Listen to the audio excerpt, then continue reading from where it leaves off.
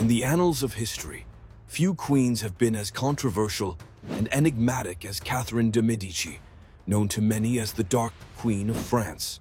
Born into the illustrious and influential Medici family in Florence in 1519, Catherine's early life was marked by uncertainty and political upheaval. Orphaned at a young age, she was thrust into a world where power and survival intertwined, shaping the formidable and cunning persona she became known for. Today, we delve into the life and legacy of a woman whose political acumen and will to command indelibly influenced French history. Catherine's arrival in France was the result of a grand political alliance. In 1533, she married Henry, Duke of Orléans, who would later become King Henry II of France. This union, orchestrated by her uncle, Pope Clement VII, was part of a broader strategy to strengthen ties between France and the Papal States. Though initially an outsider in the French court, Catherine's role changed dramatically upon Henry's unexpected death in a jousting accident in 1559, leaving her a widow and queen mother to 10 children. As regent for her young sons, Catherine de' Medici wielded considerable power. Her tenure spanned an era of immense religious strife between Catholics and the Huguenots, a Protestant faction in France. Balancing these volatile factions required both strategic diplomacy and, at times, ruthless action.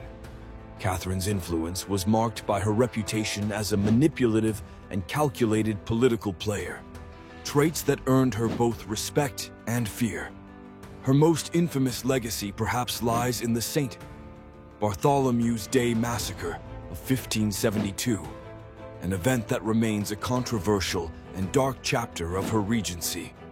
The massacre, initiated under the pretense of a royal wedding between her daughter Marguerite de Valois and the Protestant Henry of Navarre, quickly spiraled into a catastrophic slaughter of Protestants, sanctioned by the Crown.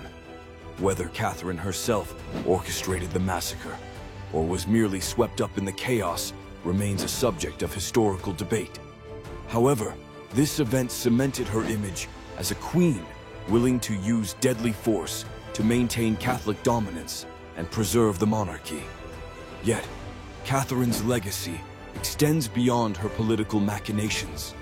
She was a fervent patron of the arts, contributing significantly to the cultural landscape of France.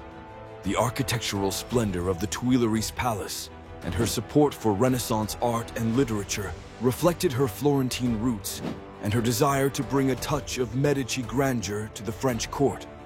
Her patronage helped cultivate a Renaissance in France, establishing a rich cultural heritage that endures to this day.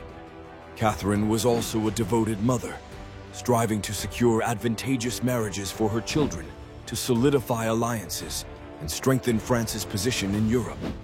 Her formidable presence in the lives of her offspring reflected her belief in safeguarding the Valois dynasty, which faced constant threats from internal and external forces. Despite her efforts, Catherine's life ended in relative obscurity, overshadowed by the persistent chaos of the French wars of religion and the eventual decline of the Valois line. She passed away in 1589, just months before the rise of Henry of Navarre, who would become Henry IV, the first Bourbon king of France. Catherine's death marked the end of an era, one defined by her unique blend of power, political dexterity, and mystery. In retrospect, Catherine de' Medici's story is one of complexity and contradiction. Her reputation as the Dark Queen of France is a testament to her navigation of a tumultuous period in history, where survival often necessitated ruthless choices. Yet, her contributions to French art and culture and her unwavering dedication to her family reveal a multifaceted character who was, above all, a product of her extraordinary circumstances. Today, Catherine's legacy continues to intrigue scholars and history enthusiasts alike, offering a fascinating glimpse into the power dynamics and personal struggles of one of history's most compelling figures.